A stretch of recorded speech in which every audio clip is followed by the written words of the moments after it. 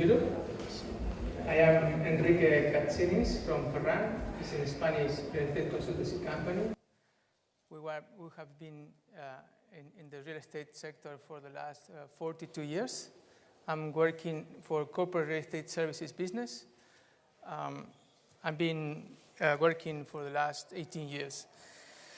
And before we introduce our panelists, I'd like to start by thanking the organizers for setting up this interesting panel debate. It is a fantastic opportunity to share ideas from the EU and the US and to discover how we can work much closer in the future. Okay, first, let me introduce our co-moderator, Paul DANKS. I think he's quite known. Paul is a senior real estate consultant at Newmark, Grubb, Knight Frank, and has worked internationally for more than 35 years. Currently, he is the Executive Managing Director for the Global Corporate Services. And please, thanks very much for sharing and even leading the organization of this panel and bring together the topics. As you know, we only have 1 hour session. So to keep the session dynamic and as lively as possible, I'd like to ask our panel to allow us to stop you at the appropriate moments and to give others a chance to come in our discussion in order to answer questions or to offer other insights and opinions. We will discuss a little bit the following subject areas. The first one will be the topic of the day, you said, the Brexit impact. The following areas as well we will take is European business practice and culture considerations, legal and incentive location considerations, new technology and transformative change, merger and acquisition. So we will ask our panelists to present themselves. You will have 1 minute to let us know your basic profile and your core business. Please, Jason. Thank you. Jason Hickey, President and CEO of Hickey & Associates. We're a global site selection firm supporting things like location analysis, public incentives, aid, as well as labor analytics on a global scale. We've got over 25 offices globally and certainly appreciate the opportunity to be here and be a long-term partner of SIOR. Thank you. My name is Ian Campbell. I'm the Group Director for Property for Rolls-Royce PLC. Rolls-Royce is a power systems company, does various large capital goods, everything from aero engines through to propellers and even nuclear power plant. The one thing we don't do is cars. The car company is owned by BMW, that small little German outfit. We've got approximately just under 30 million square feet of space around the world. Probably most people think most of it will be in the UK. In actual fact, we've only got about a third of the portfolio in the UK, about 25% in Germany, about the same in the US, and then a smattering across the globe. Very nice. Good afternoon, everybody. I'm Geoff Kasselman. I'm also with Newmark, Grubb, Knight Frank. I run Newmark's industrial services platform in North America.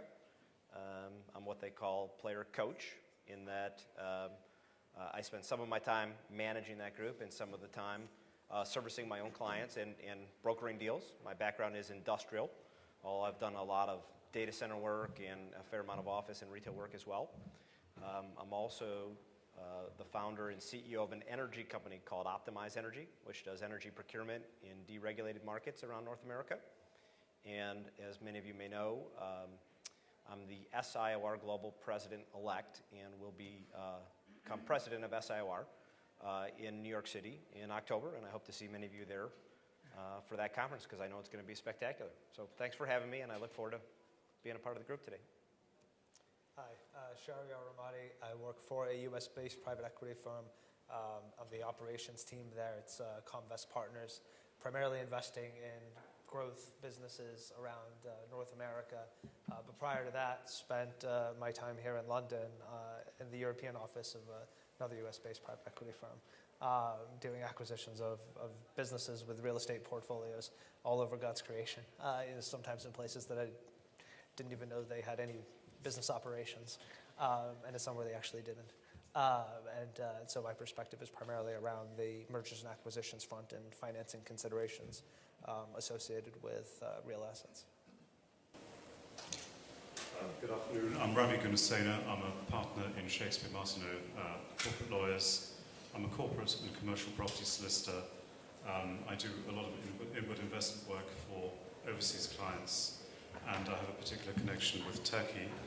I've been doing business in Turkey for the last 24 years or so, and I guess that's what I'll be talking about today. Okay. Well, thank you very much, gentlemen. As you can see, we have a very distinguished panel here this afternoon, and as Enrique said, we've managed to resist all day. I got up this morning, got to the station, expected to see the newspaper heading saying, "The end is nigh," and that's what we had on the front page of the Telegraph. So the time has come, and the time has come today, and we could not avoid the Brexit subject. So we'll open, gentlemen, with a question. This is really one to lead with Jason and Shahriyar. During the Brexit debate, we've heard an awful lot about the impact on a lot of red tape on doing business in Europe. And successive studies of the World Bank and the OECD details, of course, that some EU countries are more regulated than others. So particularly, for example, the French, the German, Italian, Dutch, Belgium, labour markets, for example. But Britain, but the UK is amongst one of the least regulated of the advanced economies, both inside and outside the EU. In terms of the ease of doing business overall, it's actually ranked 6th globally, and only Denmark in Europe is above it at 4th. So, Jason and Shahriyar, in your experience, in which countries and, in your opinion, do you think there's greater flexibility across Europe and of the most attractive countries for doing business in Europe and for real estate investment in Europe? Which countries, from a practical point of view, would you say? So there's certainly countries that are evolving to get better. UK, it's a few examples here, for instance. You can get a company set up within 48 hours at the home office. You can get a bank account set up. If all things work, within a few weeks, perhaps, after that. And certainly in other jurisdictions within the EU, that can take significantly longer, exponentially in some cases. And so from a smaller business perspective, this is an excellent place to do business. Larger companies find the right kind of talent. Sure, there's a little bit of a premium, but as you go beyond the center city here of London and into other communities, there's some pretty unique labor. I think there are certain areas outside here within the EU that are also great places to do business that are still remaining flexible. I think as far as Brexit is concerned, the biggest issue that we hear, besides some of the economic and trade, is security. That what would happen if the UK leaves, and of course others may follow. Already there's a bit of an instability on the Eastern Bloc and some other members, which leads to me mentioning countries like Poland and others are also great places to do business that we found within the EU as well. What would happen? My biggest indicator today, besides what's been on the news constantly for the last, since I know I've been here on this particular trip, was my wife. So she decided to shop today, which means, and not wait for tomorrow. So that means the currency is going to go up tomorrow as opposed to down. So I think it's going to, I think the UK is going to remain. That's a good bit of advice. I think it's going to remain. There is your first takeaway. So that's, hopefully that's a good indication of remain. You're on message. Too bad you couldn't start a couple days earlier and pay for everything and then select Right. it today.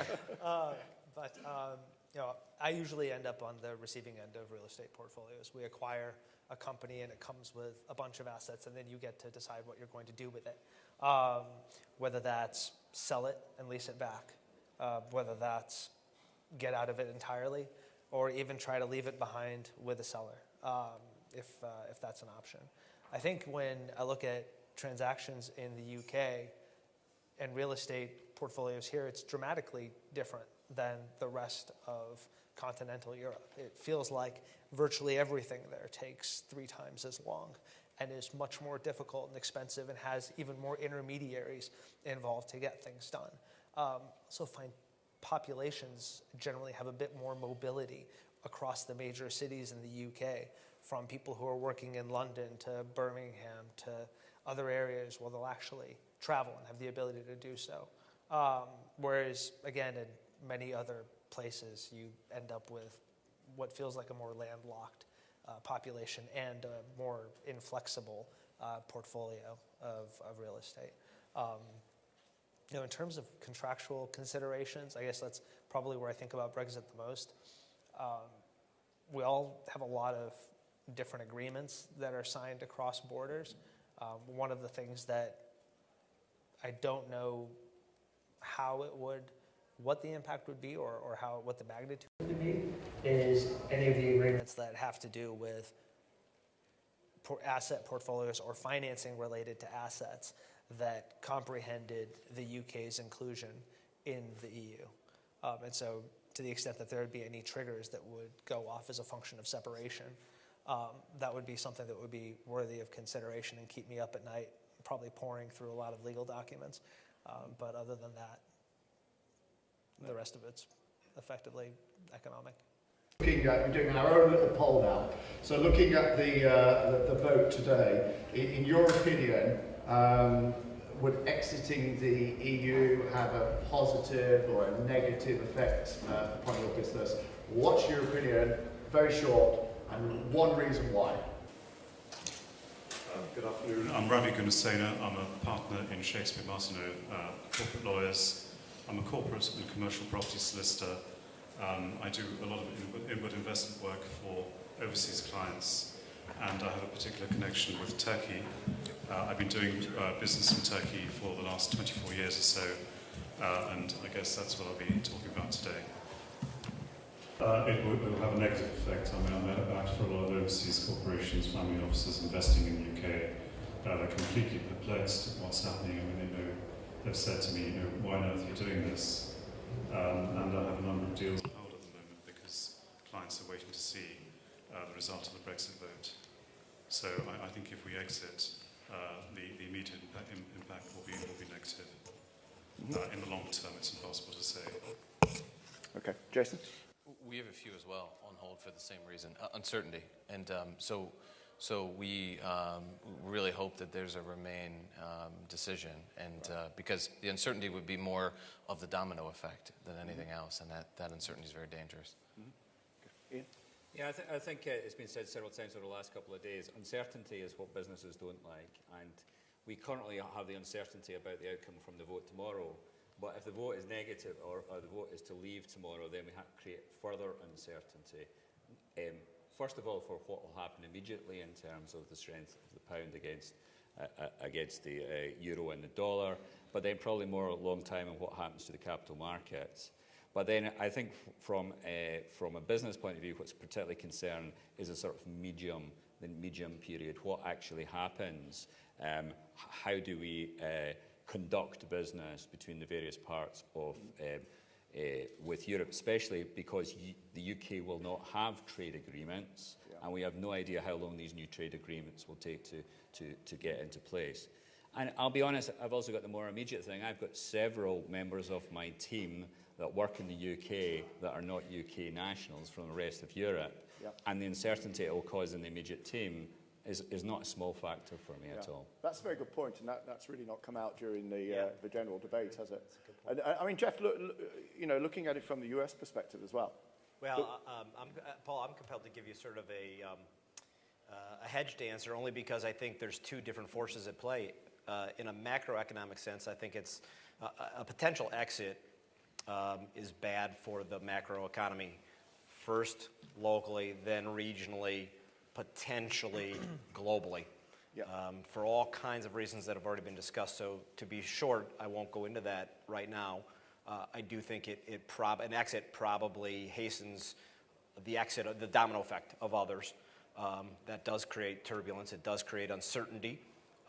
None of those things can be good as we're all connected globally, more so today than we've ever been.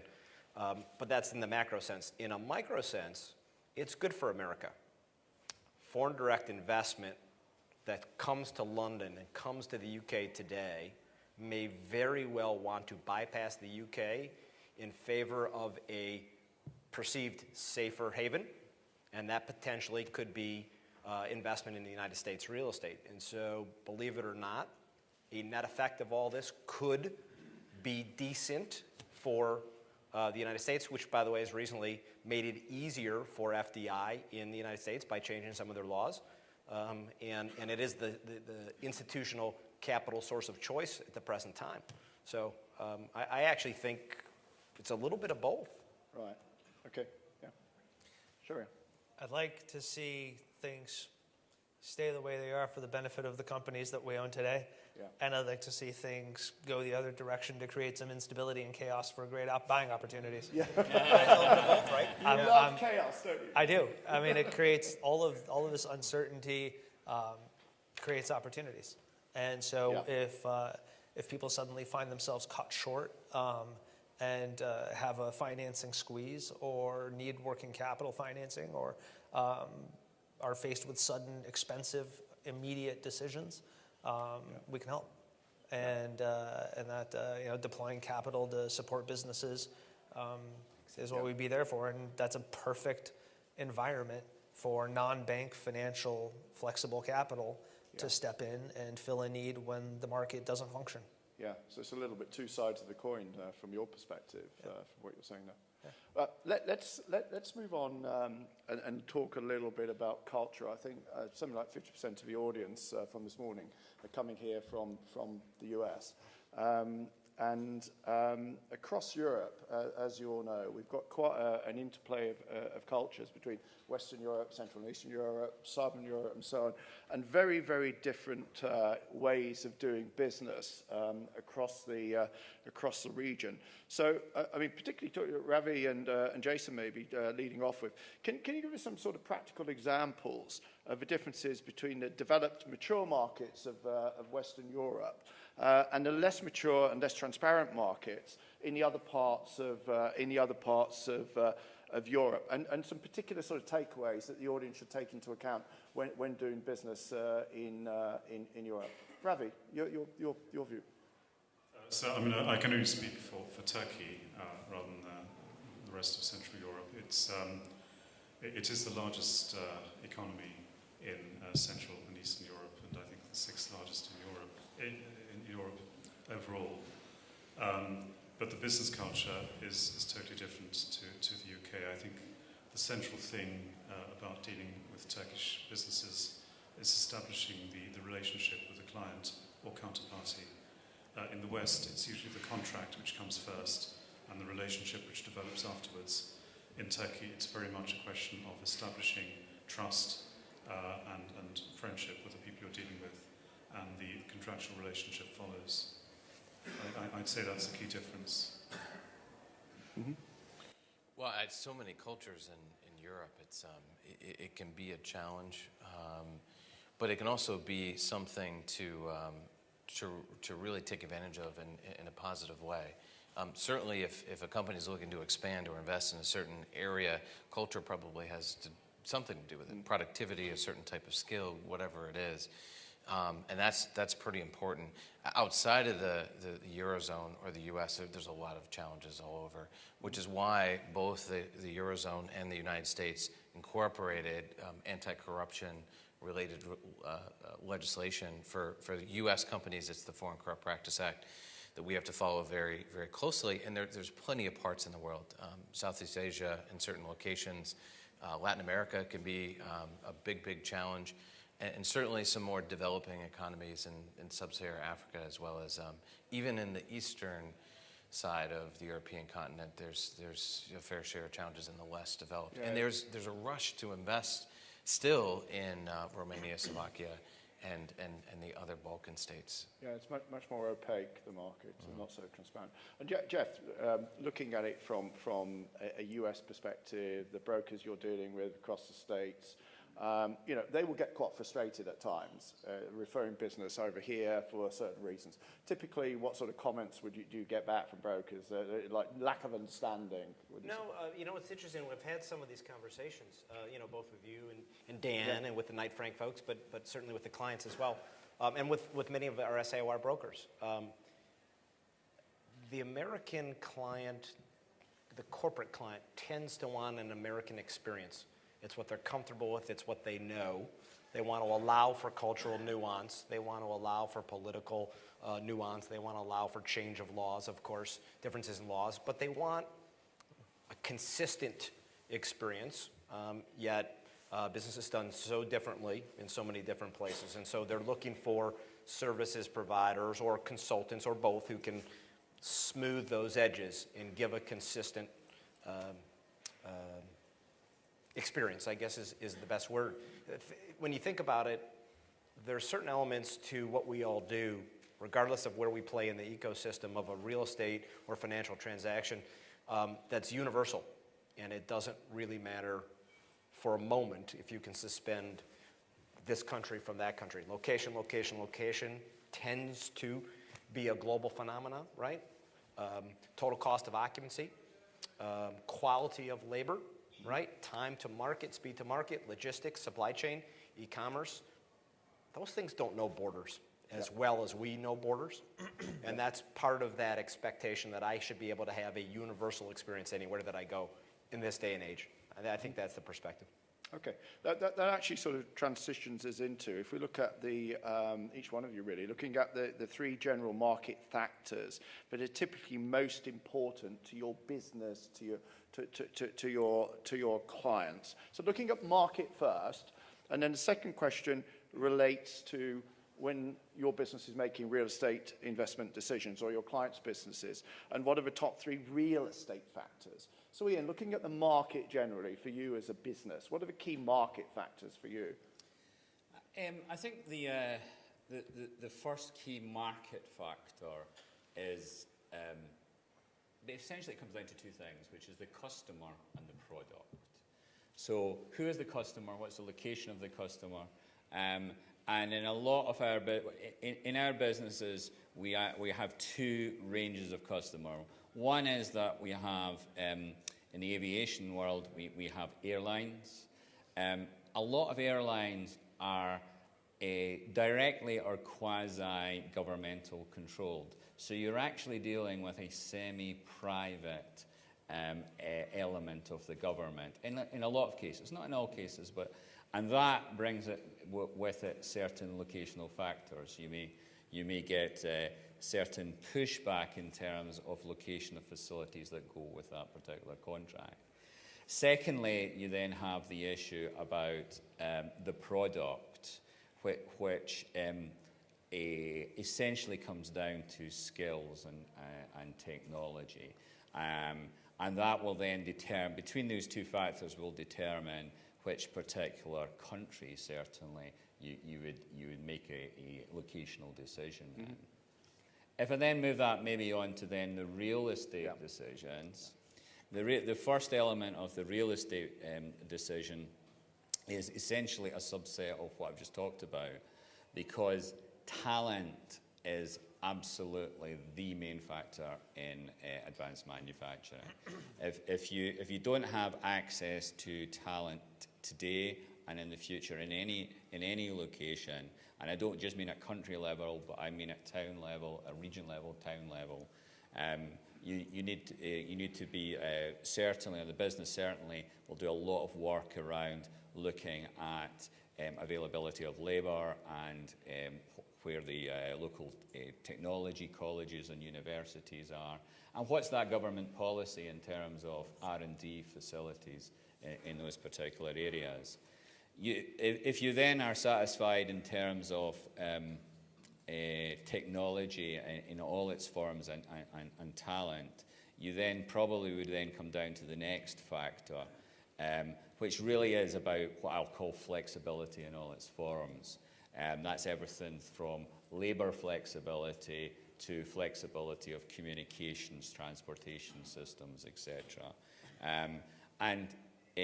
You know, certainly across Europe, there are significant differences in the flexibility of labour and labour laws, and that becomes a very important factor for ourselves. And you then come down to the next level, and you notice I've still not talked about rents or properties. No. Not once. You then come down to logistics and how that product is going to move and how the raw materials are going to get into that particular factor. And then lastly, and it's only, you know, I'm coming down the hierarchy, you're then looking at cost. And I would emphasize it's the total cost of occupation, not necessarily the land value or the rental value. That is very much a subset of the overall decision. Especially in factories, some of our factories now, of the total value of the factory, you know, 70% of the total cost of some of our new factories now will be in the fit out of the factory to the technology, and the remaining 30% will be the actual building and building infrastructure. So it's a smaller percentage, and that's before you even put process equipment in. So there's a hierarchy of factors you need to consider, and I think, especially in the broker community, one has to understand and recognise that the real estate language and the real estate primary interest is fairly low in the hierarchy of decision. Yes, yeah, and that's often the point that you and I have discussed many times, and we could spend many hours talking about that, about the importance to the business and the need for the brokers and ourselves to really understand the nature of our clients' businesses and what their needs are. And as you quite rightly say, you didn't mention real estate up to a point. Shahriyar, I did say, let's move on just Shahriyar for a minute. When you mergers and acquisitions and the market and so on, how does that come into play?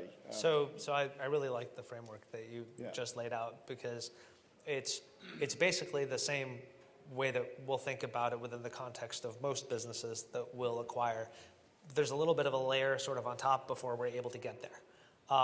So the real estate strategy or decision-making processes that we'll care about have to do with the type of transaction or the type of investment.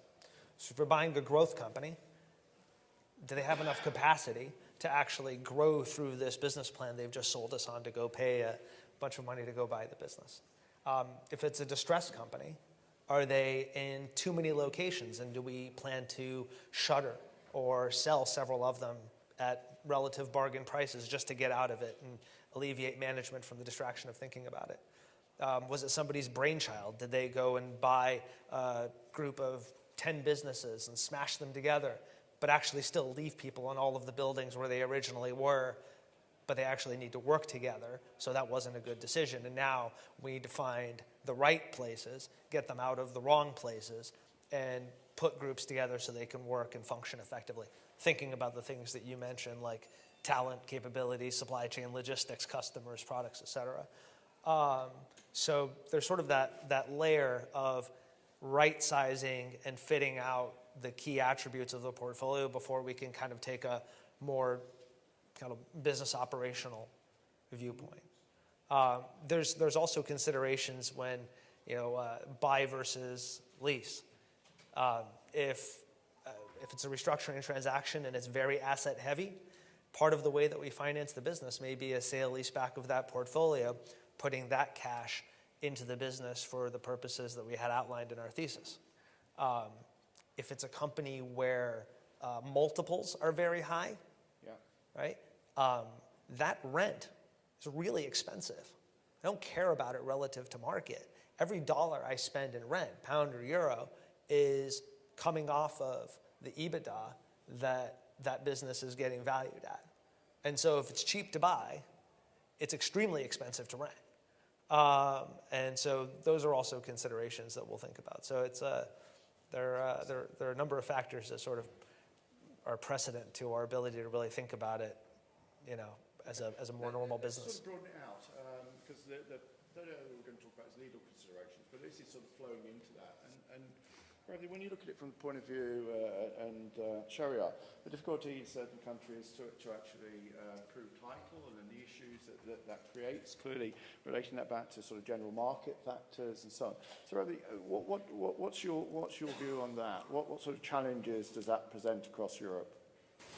Well, again, I can only speak for Turkey. I think it has a reasonably well-developed land registration regime, so proving title as such is not a major problem. Obviously, acting for a buyer, you do your normal due diligence. You'd search the land registry registered. You'd search the local municipality, the planning registers, etc. So that's a fairly well-established regime.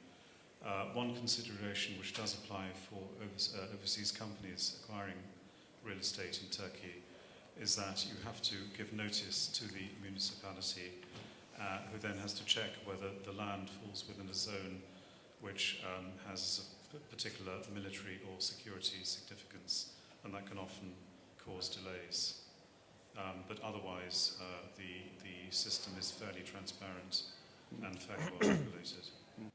But generally across Europe, it does vary considerably, doesn't it, in terms of the general level of transparency in the market, the actual solidity of the title, if you like.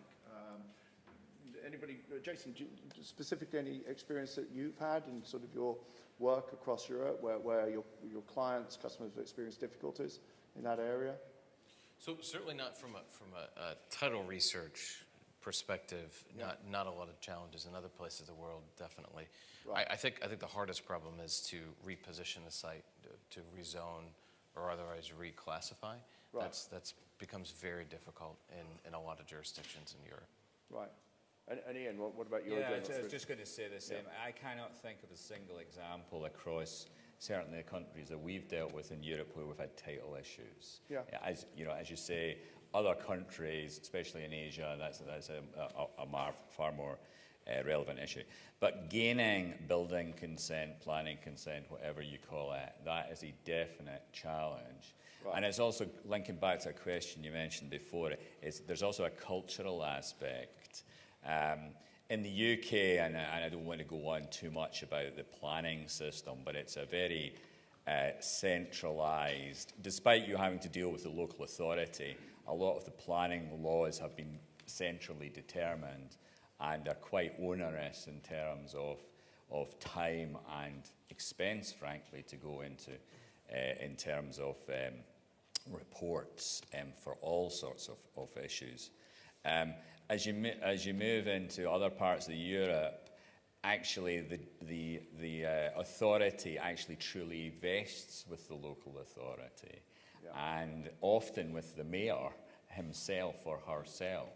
So you're moving into a completely different dimension. You're not following a legal framework. You're more moving into a negotiation with an individual, and that can be very helpful. We've had certain places where we've wanted to advance very quickly, and because we're a large employer or bring in large employment, we are generally loved, and therefore that has helped the process. But equally, it does cause some uncertainty because you're in the hands of the decision of an individual rather than in terms of a process. Yes. So there is a balance between those two particular aspects. I mean, that's, again, quite a key point, because I think that is quite often misunderstood, that you come back to the individual, it could be the mayor, whoever it might be. But really the importance of understanding the different cultures that do provide and how much authority some of these individuals actually do have. So yes, and that is misunderstood, and if you continue and create and have the right personal relationships and foster the right personal relationships at the right time, it very much can smooth the process. Whereas it can be a lot more challenging in the UK with the rigid planning process you mentioned, for example. Yeah, and just not to emphasise the point too much, it's not always easy to research, especially, I'm thinking about a case in Poland just now.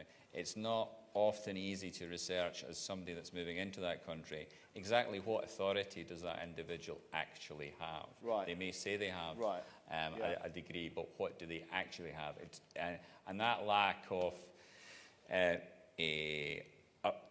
clarity can then perhaps put some question mark on your investment process. So, Right. That would change the subject to new technologies.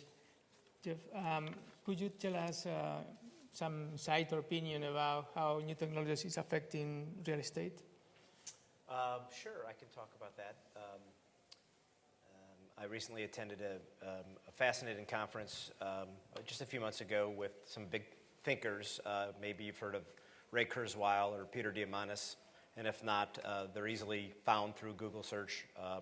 And they hold a business conference every year, and they talked about the accelerating rate of change and the industry's most ripe for the disruption caused by that change. And in the first minute of the conference, they rattled off healthcare, banking and financial, and real estate.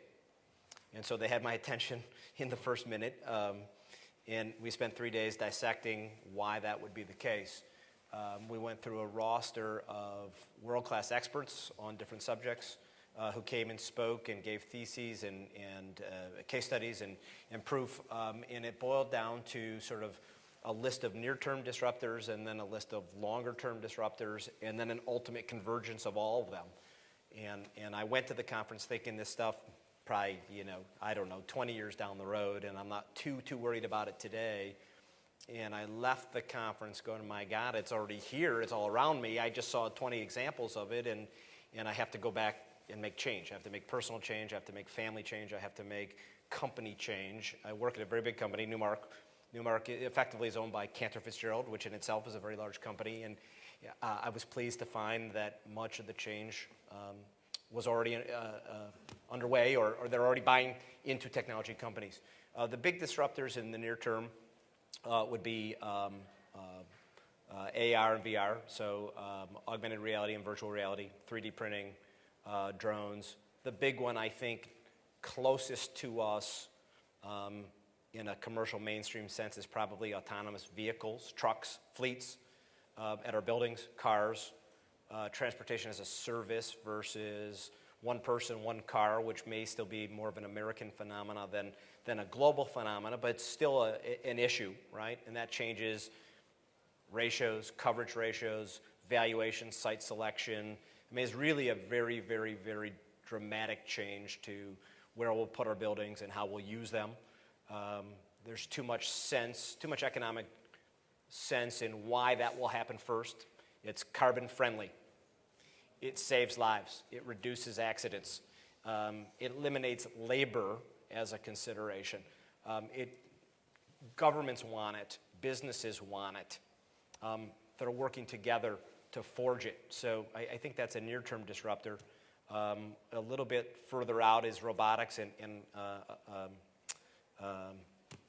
AI, artificial intelligence. Those two things together. Bank of England, probably a bank most of you have heard of, recently came out and their head of their chief economist said they believe they'll be able to replace 45% of their jobs by 2020, which is only really a few years away. 45% of their jobs with robotics and automation.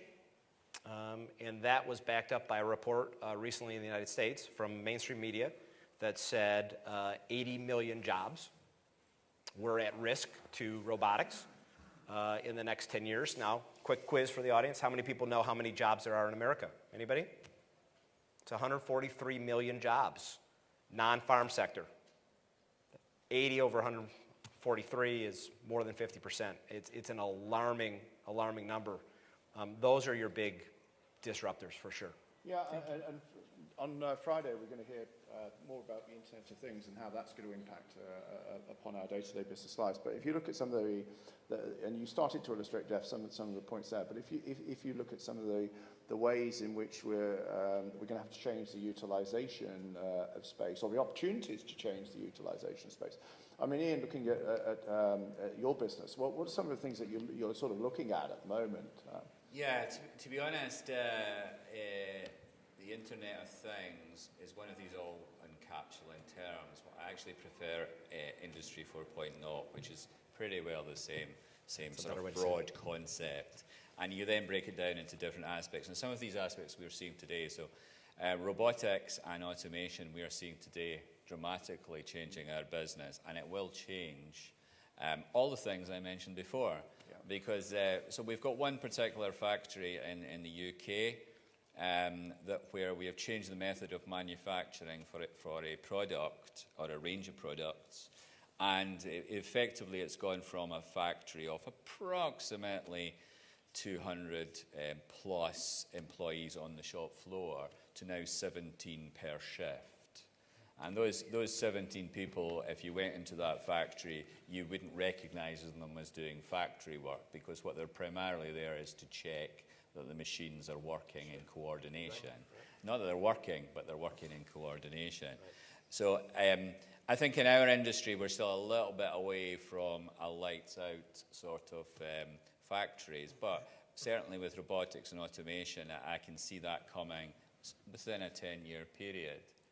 That then changes all the dynamics I talked about before, because, well, you don't need factory talent, so your locational factors completely change around.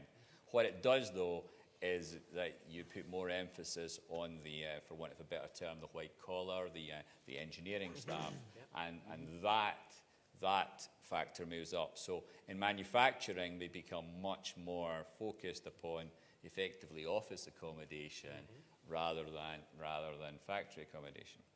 On the flip side, one of the other things that's happening, certainly in our industry, is a significant change in materials. And we are moving away from being a metal-based company, for want of a better term in terms of raw material, to composites and ceramics, and that then drives a whole different range of considerations. One of the biggest considerations is the fact that these are very energy-intensive processes. So the cost of electricity, the carbon footprint of that electricity, it's mainly electricity, will become a significant locational factor. And again, although we're not quite there, we are there in pre-production, which means within the next 2 to 3 years, we'll have requirements for significant factories, and we'll be chasing the most sustainable and cheapest electricity. We won't be chasing the most sustainable and cheapest land value. Yeah.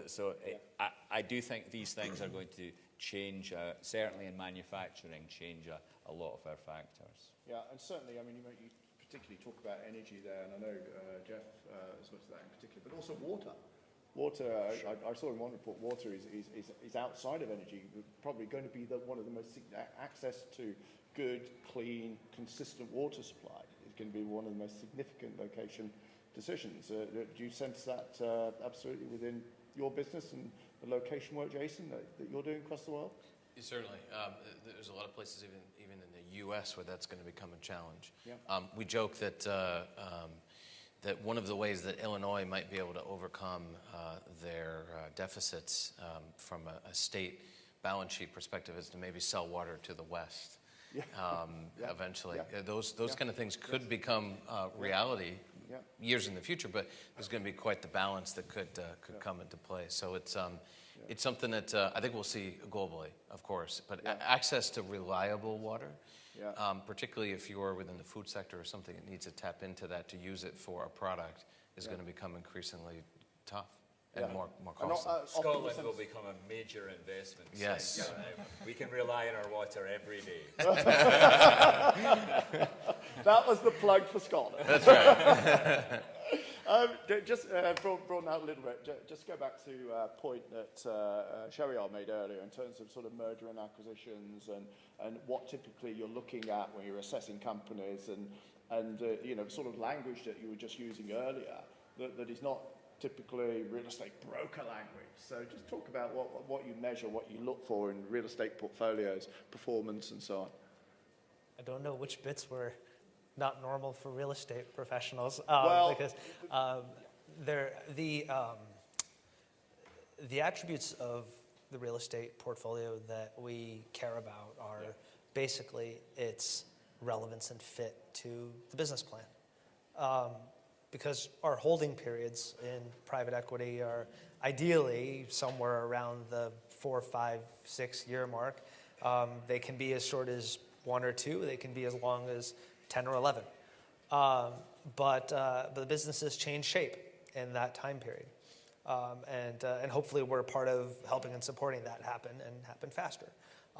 It can be several add-on acquisitions. That comes with it certain effects to a real estate portfolio. You've just now picked up quite a bit of additional land and buildings. But I would say really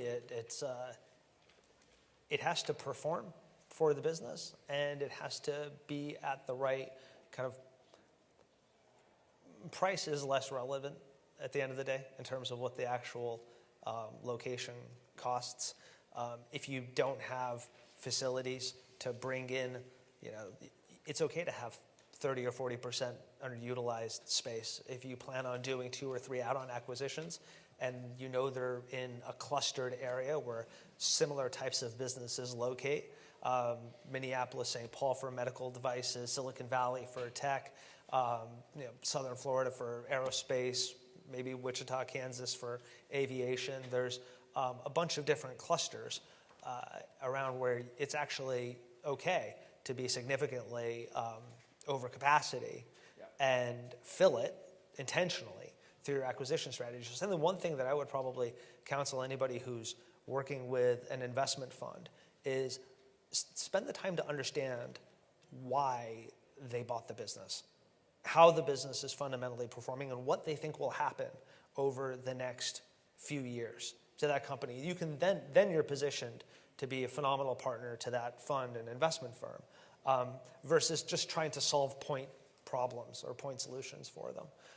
The best time to do that is before they buy it. You're on the front end of everything. You're getting a full layout of every facility they own. You can get underneath the leases and contracts. You can help them start dealing with landlord acknowledgments of transactions and potential blocking rights that can kill entire deals before they're unsolvable problems or considerably difficult problems. So that's the time to get underneath it and partner with the firm. But just understand what the business does. And I don't say that flippantly. Really understand the cyclicality of the industry. Is it at a peak? And is everything frothy? And are they prepared to deal with potentially large layoffs? Is it similarly pretty much full and they're around the trough and they cut really deep during the downdraft of whatever cyclical industry they're in? And growing requires that they start looking at potential acquisitions of new facilities. All that stuff just gets wrapped around understanding the business and the mindset of the firm. And that exactly references my point that you made earlier, that it's important for the real estate brokers to actually understand that, to understand what's important to the underlying businesses and the sectoral changes that the businesses are actually going for. And then you can deliver the very best quality of advice. And to go back to his point, real estate does come later then. Absolutely. Yeah. Absolutely. I think with that, we've got about 10 minutes left, so let's just throw out to the floor now for questions of the panel. Do we have any questions? Have you noticed much change in logistics with trains, trucks, transportation in tourism? I can start. Jason? Certainly, fuel prices have changed that dynamic, probably temporarily. And then depending on where you are in the world, truck traffic is still significantly heavy. Rail is not invested heavily outside or reliable outside of the United States or North America or Europe. So we see a big shift in just again kind of a temporary blip probably on moving back to more heavy diesel-related kinds of transportation that will probably shift back over to rail and other things that are a little bit more cost-effective when the oil price goes back up to more nominal levels. Okay, thank you. Now, I have an issue with the UK. Not Scotland.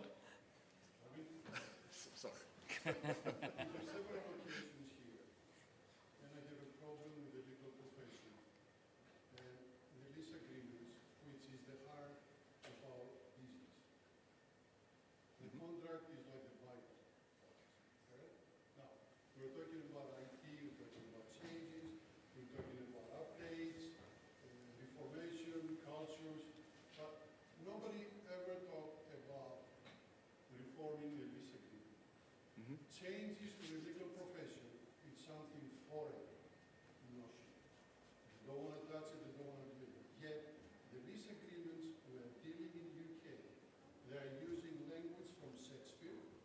I mean, in UK, you may be comfortable, but when I take that lease agreement in the United States, everybody looks at each other, including attorneys, and say, what the heck are they talking about? Now, this is one issue which every time I'm in the UK and participate in many conferences, including the meeting in UK in October, I deal with lawyers, nobody wants to deal with it, nobody wants to hear it. My second point is, of course, when we're dealing with Rolls-Royce, with Tata Industries, may not be an issue because they are huge corporations, they call the terms and conditions of anything. Absolutely. Well, yeah. When you're dealing with a medium company or a small company, with 3 billion sales or 5 billion, it's a different volume. So this is another issue that in the United States we have a very difficult time understanding, the dilapidations.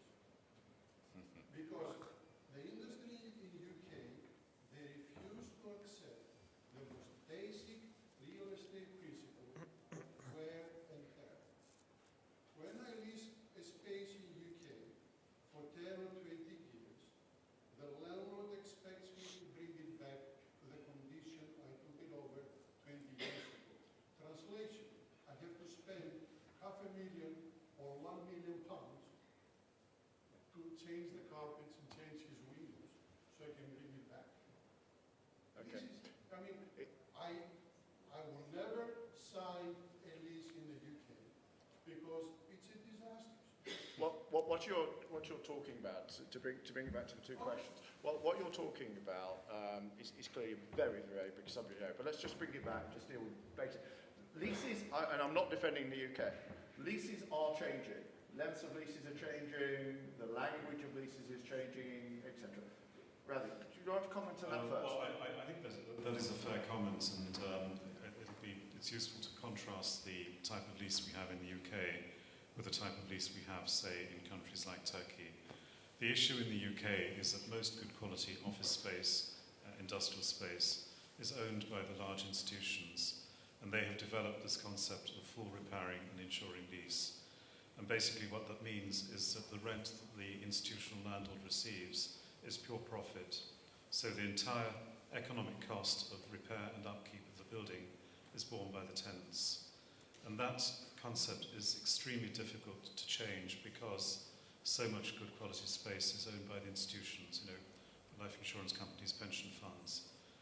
So we found that even in the depths of the recession, although landlords would give huge rent-free periods as an inducement to attract tenants, this basic concept of the FRLEs didn't change. So you would still have a dilapidations obligation at the end of the lease.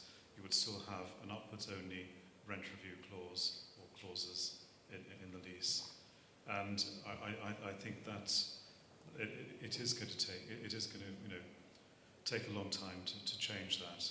It's true that lease lengths have changed. I mean, in the 1980s, you'd normally get leases which were typically 20, 25 years. They're now sort of 5 or 10 years. But I really can't see the FRA concept. I can't see the institutions abandoning that concept.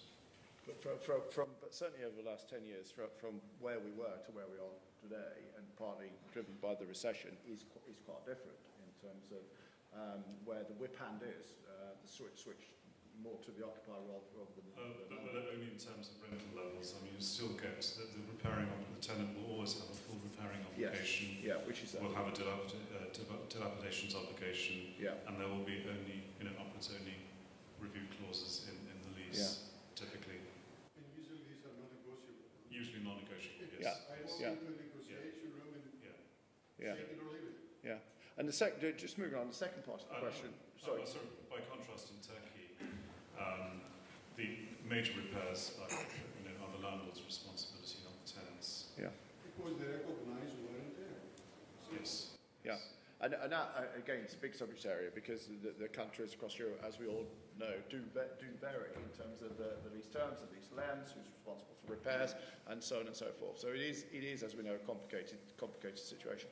The second part of the question, I think, if I interpreted it correctly, was the advantages that larger businesses have as against smaller businesses. Is that? No, I mean the impact is more felt Right. in medium to small business rather than to Rolls-Royce or to Tata Right. Corporation, whatever, because of the size, they can. I mean, you may not agree with me, but they may call the terms of the agreement Okay. to their favor. Okay. But a smaller company or a medium size, it does not get that clout. Okay. So let's just ask Jason maybe on that one because just Well, I think Ian. sorry. Okay, just to address your question, because you're probably thinking that we can go in and call terms anywhere in the world, and that's just not the case. I think, first of all, you've got to recognise that lease terms and the legislation of any country is part of the cultural difference of that country, and it's part of learning how to transact within that particular country. We cannot, for instance, in the UK, decide that we want a triple net or we want internal repairing, that because, as was said earlier, what is actually determining the history or the tradition of the lease terms there is not actually the property industry, it's the investment industry, and they have actually set down for 2-3 decades certain criteria that they're looking for in terms of investment. So even if you're dealing with a build-to-suit with a local developer, they will eventually be looking to sell that investment on, and therefore they have to follow the exact same terms. Equally, when you move into other countries, something that worries us as a British company is that we have a very thin lease, and it doesn't cover all the terms and conditions that we're used to seeing. That's part of just learning the cultural differences. And there is more, I'll be honest, there's probably more trust in some countries between landlords and tenants than there is in the United Kingdom, where, as you say, first of all, the lease depth, and that's what it is ridiculous. And secondly, has got a lot of frustrations. I do think there is two things, though, that you raised that within the United Kingdom we really do need to look at in depth. First is plain English. I think that plain English within legal agreements does need to be looked at, and that's probably something for the law societies to actually get a hold of, because I think as an end occupier, if you can't actually understand the language that's being used, and supposedly it's English, then it's very difficult to make any sense. The second thing, though, I fully agree with you, is dilapidations. I've worked in the UK all my career, and I can tell you this, and I'm quite happy for it to be on film. It is a complete game. It is a nonsense, and it needs to stop, frankly. My advice to you is don't think about not investing in the UK because of a dilapidations clause, because it is a horse-traded game, and it really needs to change, and we need to find some mechanism within the industry to change it. Sorry, Jason, you were... No, I think it's very well put. I think the other thing, just to comment, not necessarily with the UK, but it's certainly complex lease agreements can be a challenge, but the enforceability in a lot of jurisdictions is the other challenge that we see. Even in certain parts of Europe, the ability to use those terms that are in the favor of the tenant can be a challenge. Yeah, that's a good point. Very good point. Geoff. We've actually seen a trend on this point to where the leases, whether U.S. or international, from sophisticated corporate users used to be 30 to 80 pages long, and they took weeks and weeks. We're seeing condensed leases where things are being purposely left out to be ambiguous so that when it does come up later, it's a negotiation and a horse trade at that time when people have better command of the facts at that moment in time, and they don't have to revert back to a clause that was signed 15 years ago in a 20-year lease and have far less financial wherewithal, legal wherewithal to maneuver because they're bound by the written word and the mutually executed contract. So we are definitely seeing a move to less is more. But the other point I wanted to make to you is I think you have a bigger issue than a dilapidation clause or a restoration clause. If you're signing leases of term, and this applies to anybody in the room who deals with leases of longer than 3 or 4 or 5 years, we are living in a period of unprecedented accelerating change.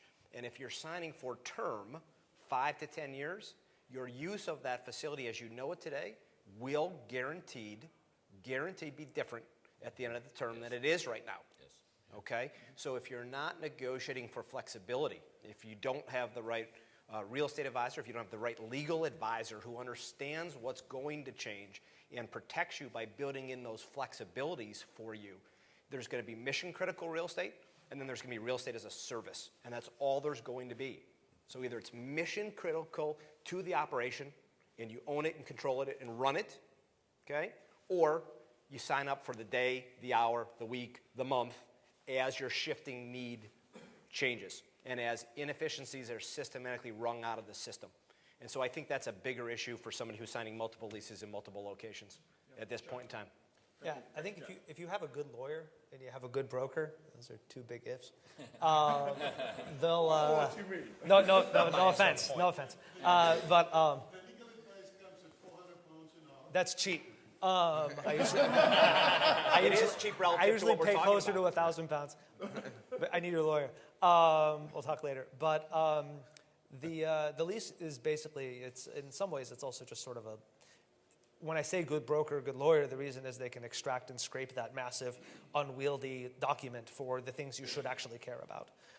That's the lawyer's job. If you got a good broker, between understanding the market, understanding your company, and hopefully having a relationship with the landlord, they can tell you what their sensitivities are. If you take those two things and you sit down, you think about it as a series of cash flows. It's a bit of a financing instrument. You may be better off getting big rent holidays up front in your lease and actually giving your landlord significantly more term in exchange.